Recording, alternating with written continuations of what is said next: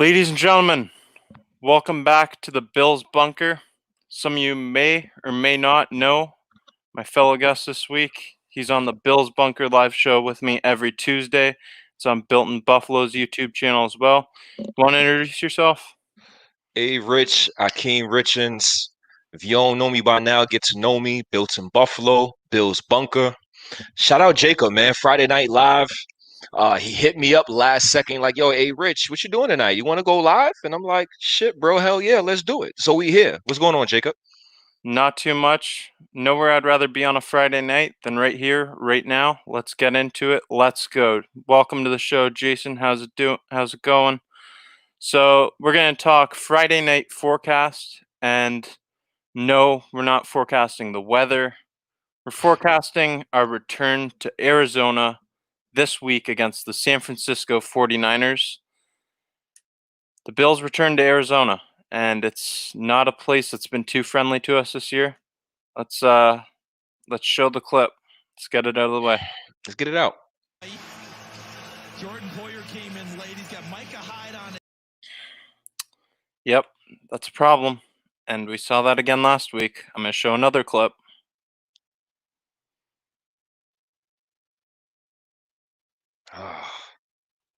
These these problems, they need to stop. And going to Arizona, the scene of the crime, that's a scary place to go. The 49ers, they're not really they're moving there Yeah. permanently. As of right now, permanently until further notice. They're going to play the remainder of their games there, I believe. And that's a big change, being away from family and friends. So the big question is, who's this tougher on? The Bills or the 49ers? Well, obviously, right now it's the 49ers. And I'm looking at it as an overall aspect. I don't think it's going to affect the 49ers necessarily too much for the Buffalo Bills game. The NFL, they Santa Clara and their officials out there, they gave the news that no activities, no sports activities going out. They gave the news rather early. The NFL was able to be proactive and make that decision rather early. So in the beginning stages, I don't think it's going to affect the San Francisco 49ers as much, but the longer they're there, and they're not in San Francisco, and they're not at home, and they're not seeing their wives, their children, their family, then the stress comes in. Then they will start to be affected. But in the short term, against us, it won't be too much effect. I agree with that. And to top that off, I mean, they haven't really played relatively well at home this year. They're 1-4 at home this season, and maybe moving from Santa Clara rather, to Arizona might be nice change for them. But being away from family and friends, that's definitely going to be tough on these players. It's going to bring out the mental toughness in that team. They went to the Super Bowl last year for a reason. They're a mentally tough group, and I mean, I think that they can handle this, but they've also lost 6 of their last 8 games in Arizona. It's a division rival stadium.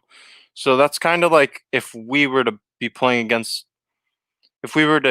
the Patriots facility and the Patriots were to play in Buffalo. I'd hate that.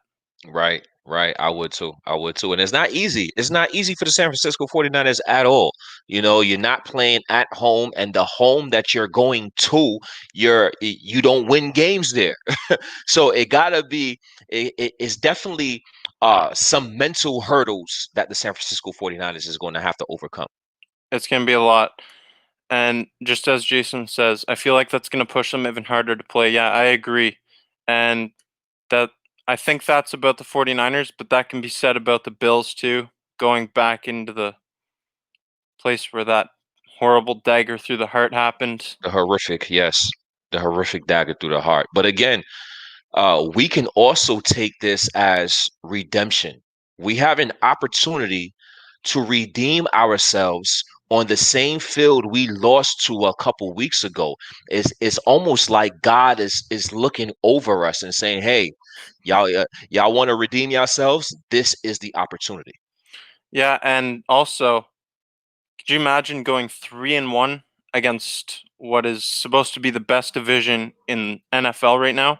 That would be an accomplishment in itself, and that would go a long way towards earning our first AFC East championship in a long time. I definitely have to agree. I definitely have to agree. The NFL analysts, the media experts, in the beginning of the season, they would tell you the NFC West is the best division in football, and they will also tell you that AFC East is not one of the best. It's one of the easier divisions, but it doesn't look like that this year, right? So, shout out our Buffalo Bills for being successful as they are in the toughest division in football. Definitely. We've got some comments here I may get to. Jack Mack, big fan of the podcast. Keep up the good work. Thank you. Appreciate it. It's Jack all Mack. about bringing out the content for you. We love doing this. There's nowhere we would rather be. I'm on Built in Buffalo a lot. Check out Built in Buffalo if you haven't already. This is the Bills Bunker YouTube channel right now. It's also on Built in Buffalo's Twitter. There's a lot of stuff going on for us here. Mhm. And good test for Buffalo. We cannot beat ourselves. You said it right. Beat. I think he said beat means beat ourselves. Yep. Limit the penalties and no turnovers, and we win. That's a very, very fair assessment, in my I opinion. like it. I like it. Jeff Davis, what's up? Seen you around a Jeff. lot. Jeff Davis, what's going on, bro? Yeah, Jeff Davis is a regular. What's going on, bro? How's it going? So, talking about the Bills this week, and, it's a change going to Arizona for the 49ers. But we've got a change that a lot of Bills fans are probably ecstatic about because it's something Bills fans have been desiring for a long time. The return Woo! of the white face masks. Do I you like love it. those? You love I those? love it. I love those. I love those. It looks the helmet looks more modernized now. You know, with the other face masks, it looked like we want to be modern, but we still got this gray face mask that kind of like steals the thunder from the rest of the uniform. This white face mask is clean and it looks very nice. I hope we get to see some visors this Sunday. I like the white face mask, but I'm gonna be perfectly honest. You guys might hate me for this, but Oh no. you know, I don't get why it's such a big deal. That's all. I'm not saying that I don't like the look. I just don't understand why it's such a big deal, but it is what it is. It's an obsession. Well, like Deion Sanders said in his press conference at Jackson State, we're going to win and we're going to look good doing it. NFL football players, when they dress, when they put on their pads, when they put on their equipment, they like to look fly. They like to have swag. They like to have that drip that like these young kids will call it. And I think the white face mask does an excellent job in bringing out the best of the rest of the uniform. And these young kids love it. That swag, that drip, you got it right there on your hat, buddy. Yep. Yep. You ain't lying. You're not lying. Built in Buffalo. And Vinny, I love sharing Built in Buffalo content. Hey, we love it. Big Vinny. Vinny, we appreciate that. So, moving on, we're going to talk more about this game we have. But what happens if both AJ Klein and Matt Milano play this week? Mm, Because I'm going to show this thing here for those who haven't seen it yet. AJ Klein is your defensive player of the week in the AFC. So, AJ Klein, we've seen him escalating. His level of performance has been definitely improved over the past like 5-6 weeks or so. mhm. He's been getting to the quarterback a lot. We've had 19 sacks in the past 5 weeks as a team. AJ Klein's had a big role in that. So what happens if both Klein and Milano are available to play? Would you like to see them both on the field at the same time? First of all, before I even go crazy into that, before I even dive into that, AJ Klein, player of the week, right? Defensive player of the week. I think the NFL should implement coaches of the week as well. and coaches of the month as well. And I think Leslie Frazier and Sean McDermott would fit the bill on AFC Coach of the Month or AFC Coach of the Week just because of the play alone of AJ Klein. AJ Klein, his uptick in play, we definitely have to salute him as an individual, but at the same time, a lot of that is coaching. Definitely. A lot of that is coaching and Leslie Frazier putting him in positions to make plays. Leslie Frazier understanding what type of player he has now in AJ Klein. And I think the NFL needs to put coaches of the week and coaches of the month. But getting back to the question, it all depends on the situation and the defensive scheme and the play on every particular play. As far as if I would play both AJ Klein and Matt Milano, I'm not doing anything different with AJ Klein. He's been successful penetrating the lanes, blitzing those gaps, and he's been successful making tackles and making sacks. I would not change his role. It all depends on the scheme, down, distance, and situation in terms of playing AJ Klein and Matt Milano. Yeah, see, I'd like to see them both on the field at the same time for sure, but I agree with you. You got to send AJ Klein to the quarterback frequently, I think. He's been getting to the quarterback. He's been getting these sacks all over the place. Maybe you can have him rushing and then drop back Matt Milano and vice versa, change it up a bit, catch the defense or offense rather by surprise. I think that these two linebackers playing together, we were just going to see a big elevation in the performance from our defense going forward. And they have interchangeable strengths. Don't get me wrong. I think Matt Milano is an all-around player, but AJ Klein's strength is getting to the quarterback, rushing the passer on obvious running situations and passing situations. If you want to have both of them in there, you have AJ Klein blitz, and then you have your better coverage guy in Matt Milano dropping the zone. That's how I would play them if they was out there at the same time. Yeah, I like that. That's exactly perfect. That's what I'd do too. You got to play to your strengths and maybe mix it up every now and then. Yep. So, San Francisco on the other sideline, their offense is getting a lot of returning weapons this week. We saw last week Raheem Mostert come back. Deebo Samuel came back, had 11 catches for 133 yards, so close to averaging 13 yards per catch, but 12.9 to be exact. Yep. I mean, the San Francisco offense, they can be good. They're pretty damn good. They're top 5 in yards, total yards, 4th in passing yards, but where the decline is scoring points, where they're 20th in the league. So, I mean, these returning weapons, I think they're going to have a big impact on the game, but we need to keep them in check. And I definitely agree. And this is a very, very young duo. Brandon Ayuk is supposed to be coming back. The former Arizona State Sun Devil. Deebo Samuel, we saw what he did last week. This is I believe a first and second year wide receiving tandem, and I think they can be very good for years to come. We're talking about, in my opinion, this is the third best wide receiving tandem in the NFL when it comes to yak. I believe AJ Brown and Corey Davis is very good tandem, catching the ball and getting yards after the catch. I believe the Rams have the best tandem, getting yards after the catch with Cooper Kupp and Robert Woods. And then third, I think is Deebo Samuel and Brandon Ayuk. We definitely have to play physical and be able to tackle. Yeah, they're a physical bunch. They're big receivers, they're physical, and they're fast. And, you see a lot of jet sweep fake motions in the backfield of San Francisco's offense. Our secondary, we can't get fooled by that. We can't be making last-second adjustments. We need to key in on these plays, and we need to make the most of every opportunity defensively to make a tackle or force a turnover.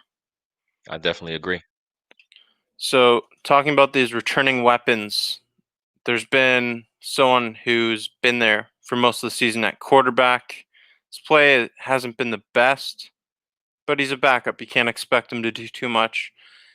Where he's really struggled, though, is deep downfield. Nick Mullins has only had 25 passes of 20 yards or more and 3 passes of 40 or more yards.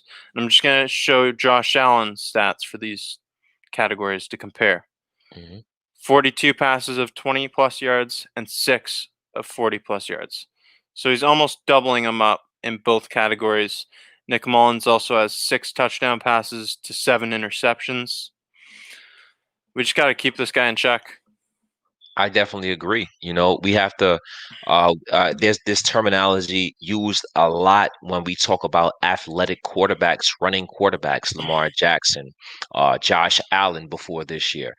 We have to make Nick Mullins play quarterback. They do not have the Kansas City Chiefs weapons.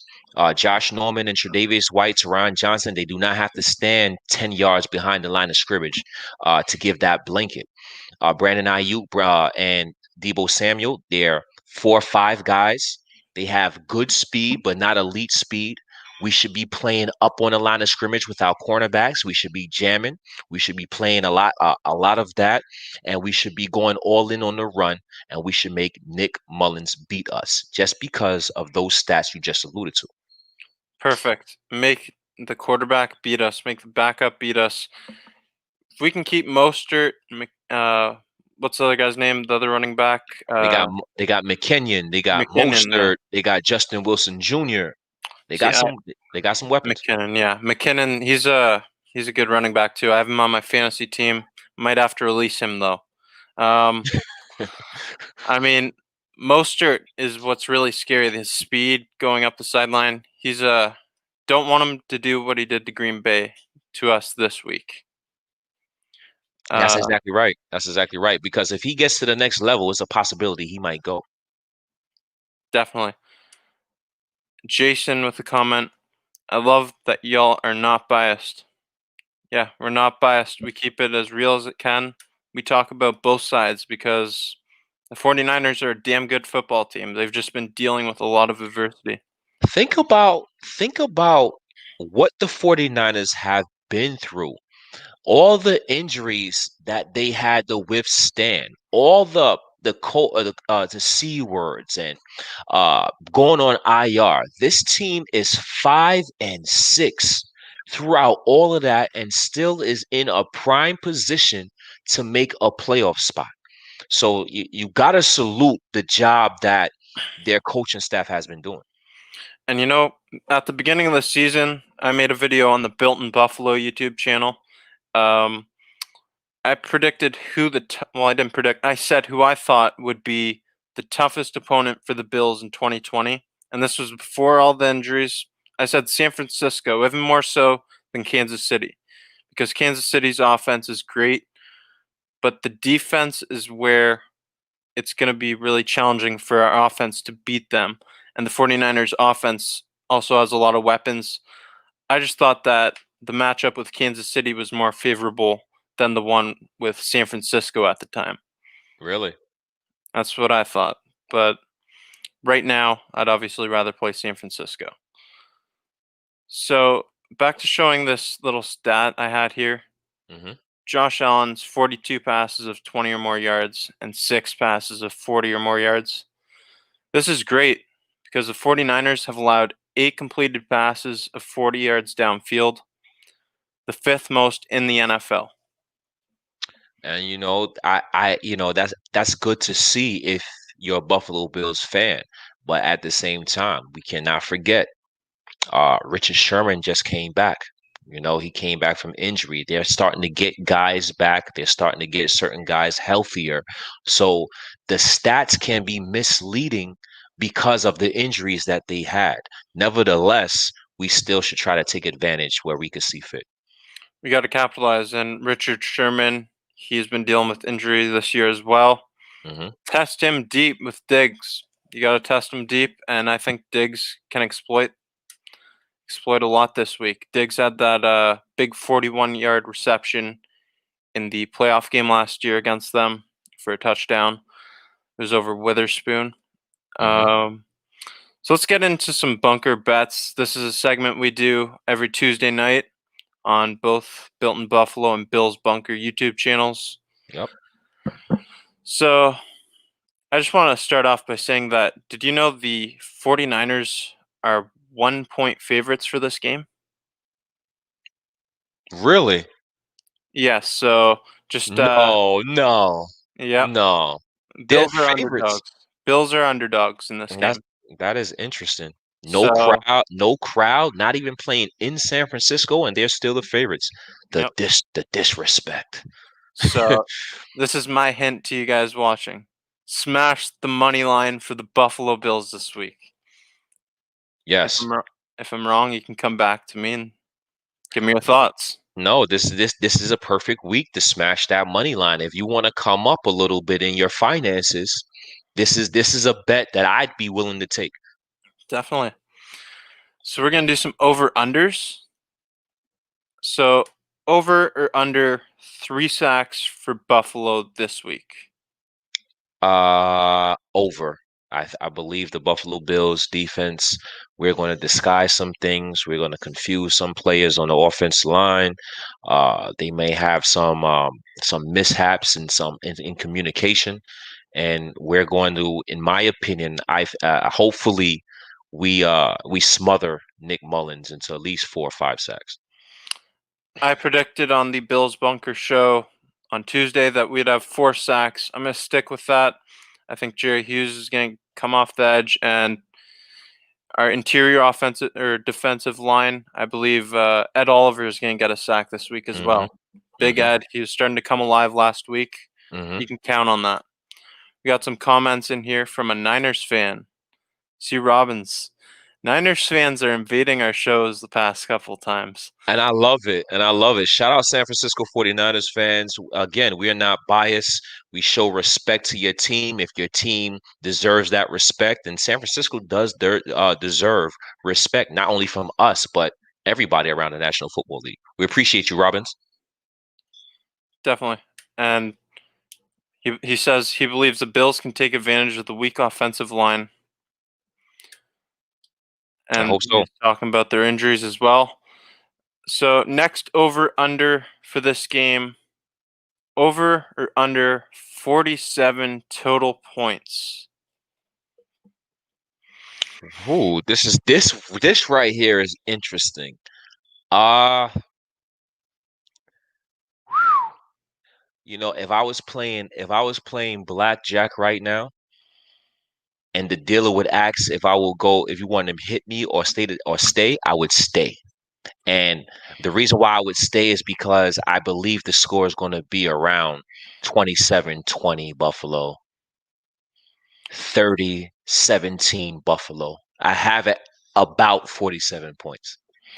I'm hitting the under this week, and that's not something I don't think I've really put a bet on a Bills game to be under this year. I've done it for Miami's games a couple times, but never Buffalo's. And I think that this week, the Bills defense has been coming alive. San Francisco's defense is still San Francisco's defense, even without Bosa. So, yeah, I believe that we're going to hit the under this week.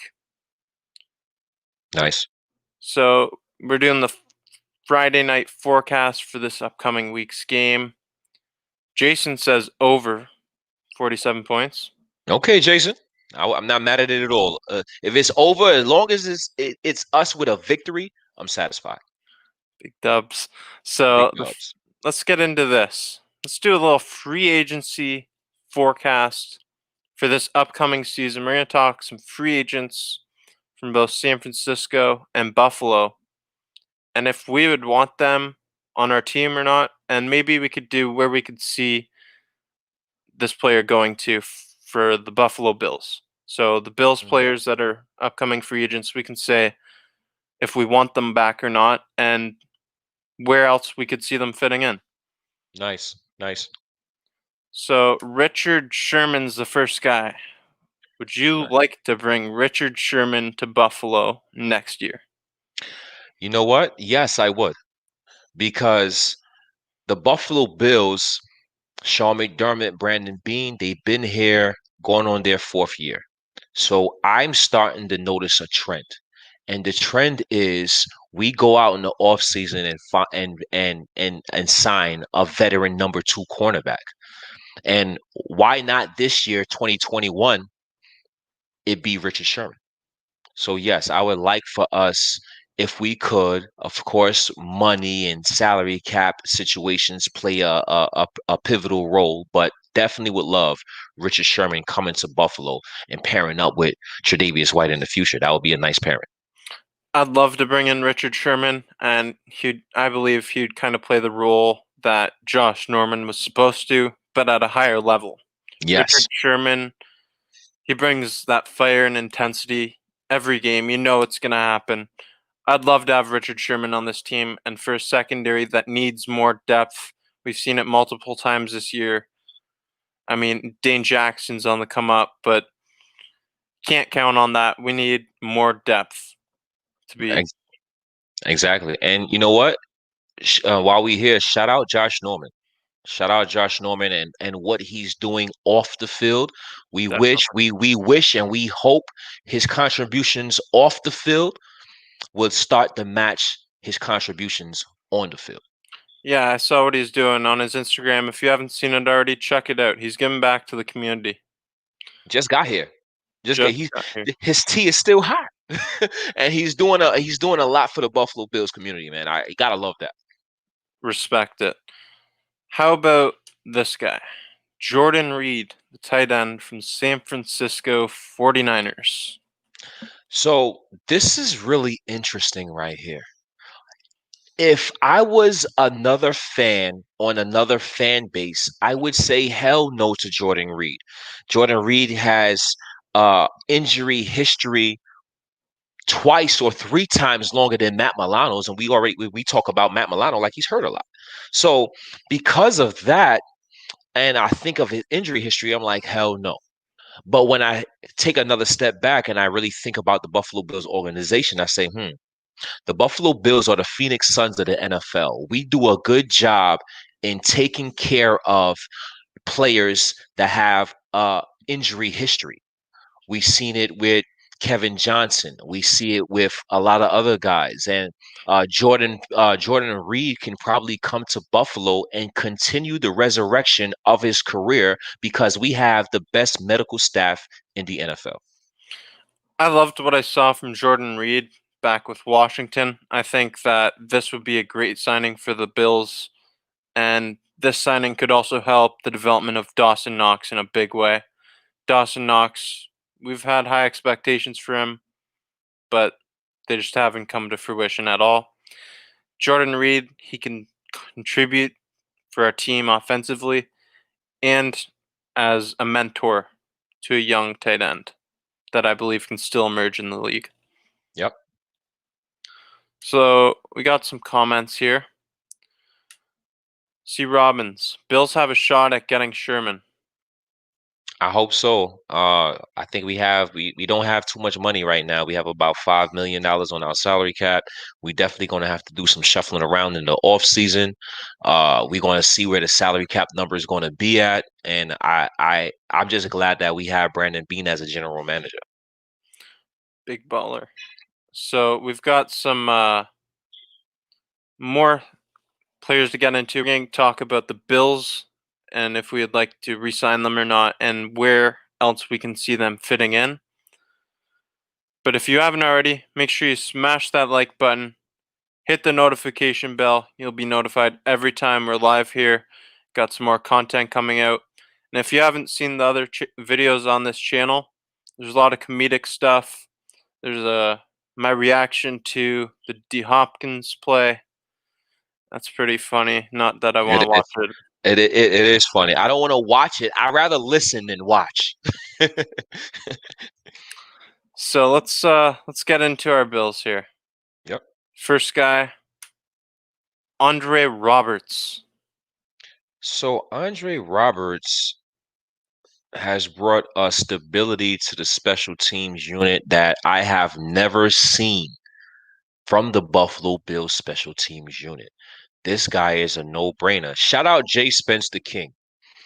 He's been going on rants and he's been on Twitter a lot, vouching to re-sign or extend Andre Roberts. And I'm going to hop on the train with Jay Spence. We definitely have to re-sign Andre Roberts. I love him. I think he is the best special teams returner, punt returner, kick returner in the league. Him and Cordero Patterson. Definitely, I agree. Got to re-sign him. He's a very valuable asset to our team, and special teams is the third asset of the game that kind of goes unnoticed by a lot of fans, the casual fans. But for hardcore fans, you and I, Mm-hmm. it's very noticeable what Andre Roberts does out there. Flips the field position frequently.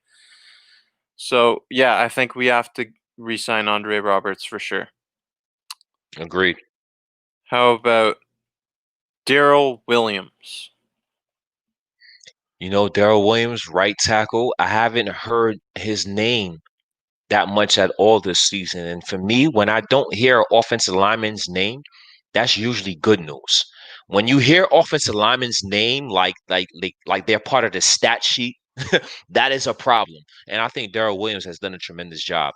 I want to send thank you cards to the Carolina Panthers organization for misusing him the entire season last year, and also I want to thank them because without the Carolina Panthers, that knee wouldn't be 2 years removed. I don't think he'll be performing to the level he's performing now last year. So gotta send a thank you card to the Panthers.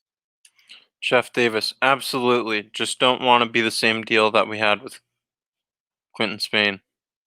You know what? I think Daryl Williams is a better overall player than Quentin Spando. He's a better player.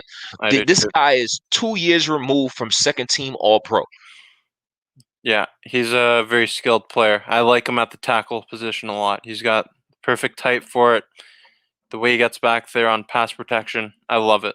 Yep. Now we've got one more guy to talk about in this segment. And if you guys have any questions, feel free to drop them in the comments section and we'll get to them. But the last player we're going to talk about in this free agency forecast is none other than Matt Milano. Would you Matt, like to re-sign him? I would love to sign Matt Milano back. Matt Milano. I'm all for the old Doug Whaley sentiments. I want to keep our own.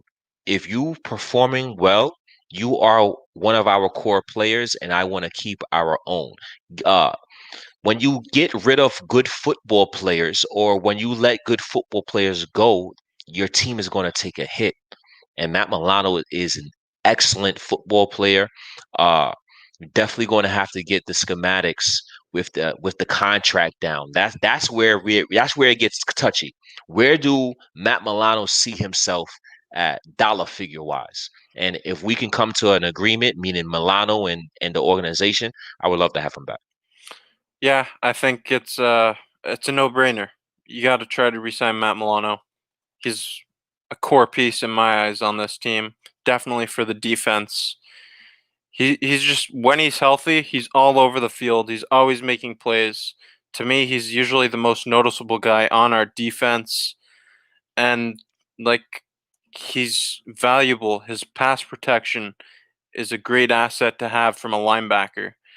and it's not something that you can replace with AJ Klein. As much as he's been getting to the quarterback, he can't just come in and replace Matt Milano, I don't think.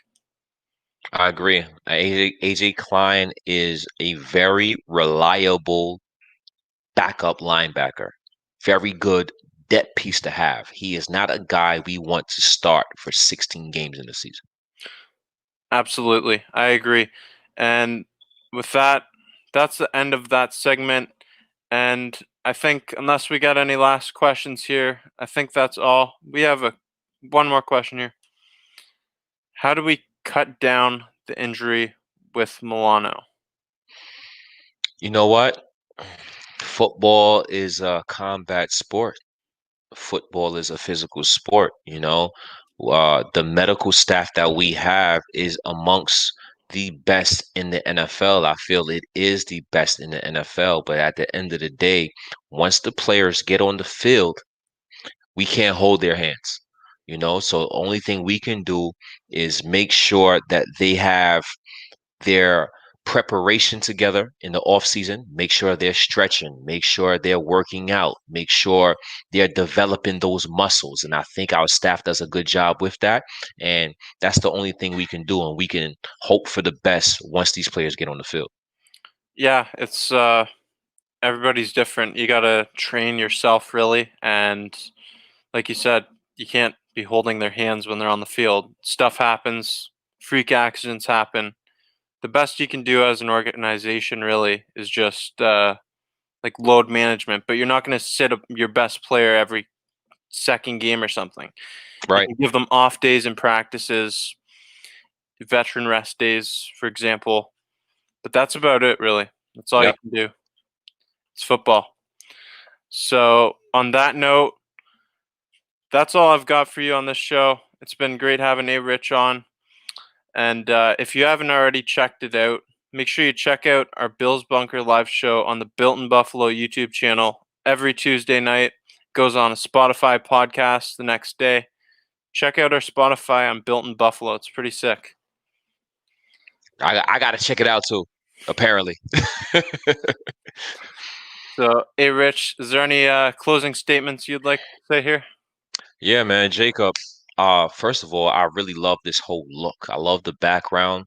I think that you're coming along, bro. I really think that you can be one of the best content creators in this business, and I appreciate you for having me on.